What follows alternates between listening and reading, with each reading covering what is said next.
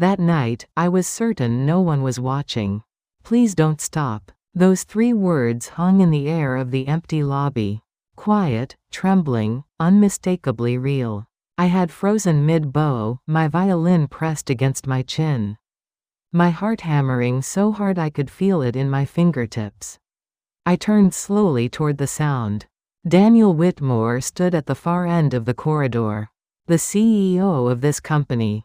A man whose name made hundreds of employees straighten their posture. He was standing in the shadows, still in his suit jacket. His tie loosened just slightly and his eyes were full of tears. I did not move. I did not speak. I simply stared at him, the bow suspended in midair between us, and the silence of the 32nd floor. Pressed down around us like something holy. That is where this story truly begins. My name is Margaret. I am 62 years old. I am a janitor. I push a cleaning cart through the halls of a glass and steel high-rise 5 nights a week. I empty waste baskets and scrub bathroom sinks and wipe down conference tables that seat 20 people. I wear a gray uniform with my name stitched in blue thread above the left breast pocket. Most of the people who work in this building do not know my last name.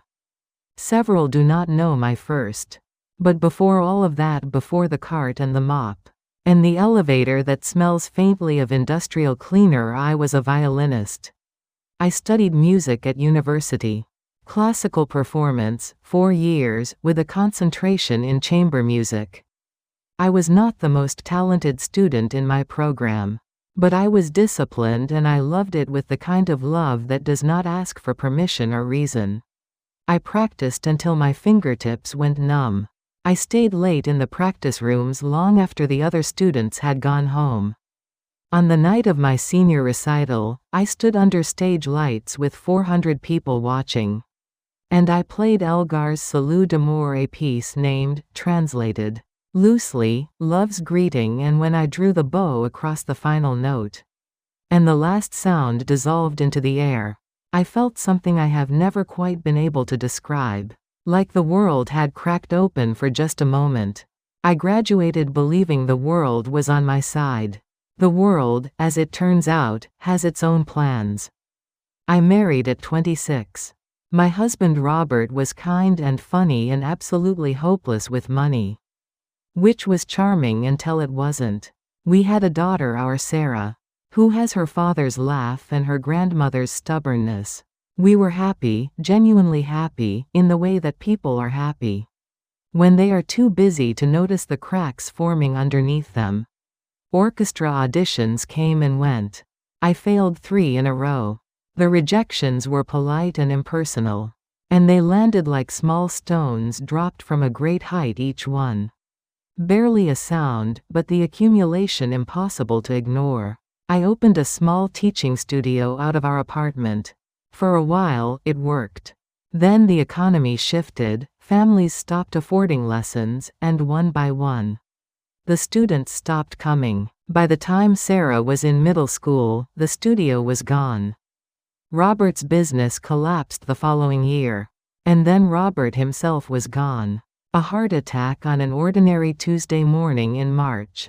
No warning, no goodbye, no time to say any of the 1,000 things I should have said before it was too late. Just here, and then not here. After that, I was alone in a way I had never been before. And have never stopped being since. Sarah was grown by then, living in another city. With a husband and a life that was hers and not mine, as it should be. I could not ask her to append everything for me. I had an apartment to keep and groceries to buy. And a body that still needed to get up in the morning. Regardless of whether the morning felt worth getting up for. The cleaning job came through. A neighbor who worked with the building's facilities company. She mentioned they were hiring for overnight shifts. No experience required, good hourly rate. I told her I would think about it. I called her back the next day. I told myself it was temporary. A few months, maybe 6. Until something else came along. That was 11 years ago. I did not sell the violin. There were moments when I came close. A man at a pawnshop once offered me a figure that would have covered 3 months of rent. I stood there in the fluorescent light, holding the case, looking at the number he'd written on a slip of paper. And I thought, this is the sensible thing. I thanked him and walked out with the violin still under my arm. It had been a gift, in a way. Robert and I had saved for it the year before he died, set aside $20 here, $50 there, from a budget that had no room to spare. He knew what it meant to me to have a good instrument. Even if I was no longer performing, he never once suggested I give it up. Not once. So I kept it. I kept it in the back of my closet in its worn black case. The latch on the left side broken, the velvet lining faded to a dull burgundy. I kept it because letting it go felt like letting go of something I could not name, not just music, something else. Proof, maybe, that I had once been a different person.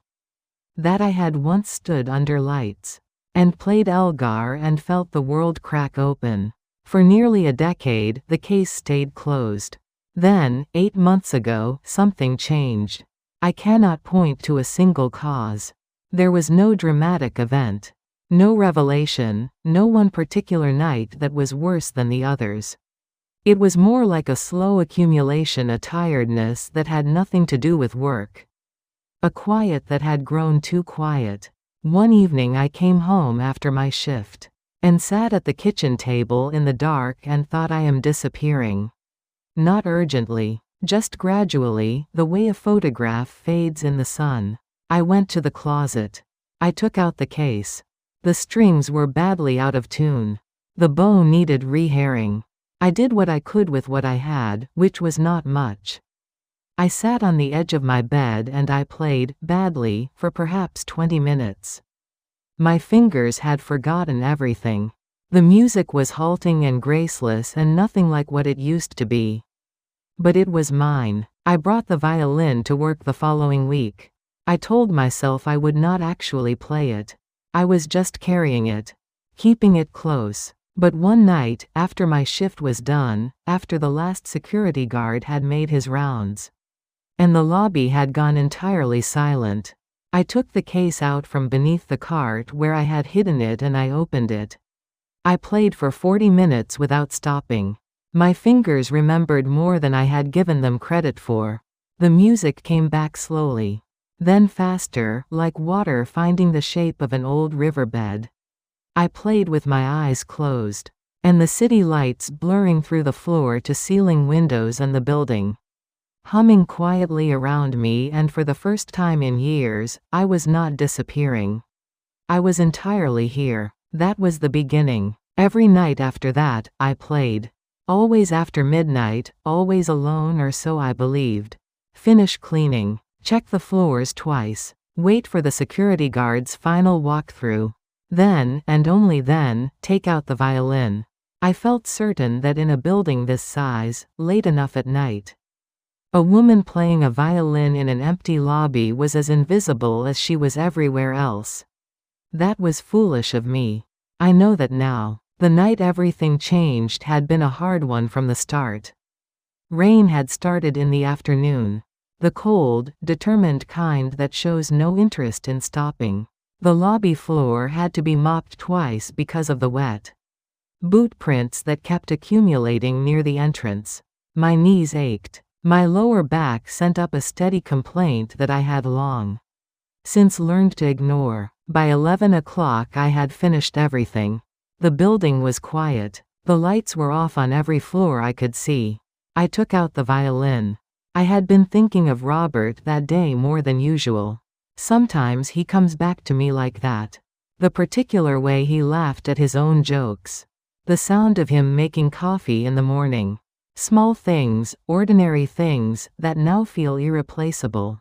I chose Salut d'Amour, the same piece I had played at my senior recital.